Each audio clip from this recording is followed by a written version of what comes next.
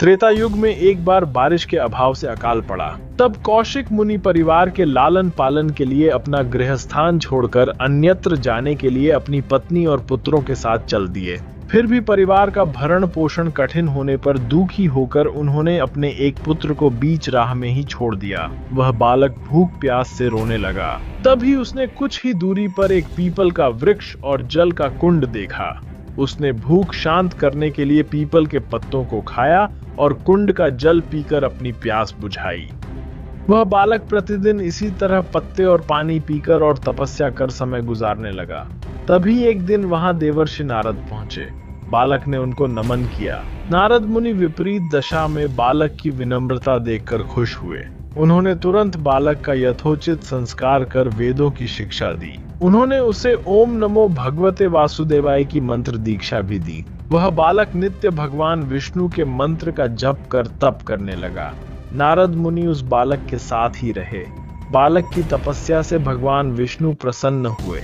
भगवान विष्णु ने प्रकट होकर बालक से वर मांगने को कहा। बालक ने भगवत भक्ति का वर मांगा। तब भगवान विष्णु ने बालक को योग और ज्ञान की शिक्षा दी, जिससे वह परम ज्ञानी महर्षि बन गया। एक दिन बालक के मन में जिज्ञासा पैदा हुई। उसने नारद मुनि से पूछा कि इतनी छोटी उम्र में ही क्यों मेरे माता पिता से अलगाव हो गया? क्यों मुझे इतनी पीड़ा भोगना पड़ रही है? आपने मुझे संस्कारित कर ब्राह्मण बनाया है, अत मेरी पीड़ा का कारण भी बताएं।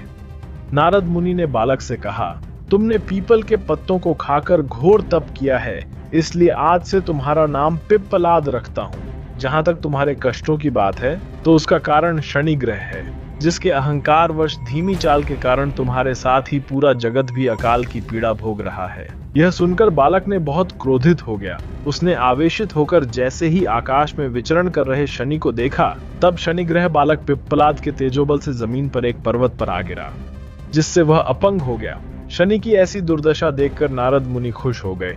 उन्होंने सभी देवी देवताओं को यह दृश्य देखने के लिए बुलाया। तब वहां पर ब्रह्मदेव सहित अन्य देवों ने आकर बालक पिप्पलाद के आवेश को शांत कर कहा कि नारद मुनि द्वारा रखा गया तुम्हारा नाम श्रेष्ठ है और आज से तुम पूरे जगत में इसी नाम से प्रसिद्ध होगे। जो भी व्यक्ति शनिवार के दिन पिप्पलाद नाम का ध्यान कर पूरी श्रद्धा और भावना से पूजा करेगा, उसको शनि ग्रह के कष्टों से छुटकारा मिलेगा और उसको संतान सुख भी प्राप्त होंगे।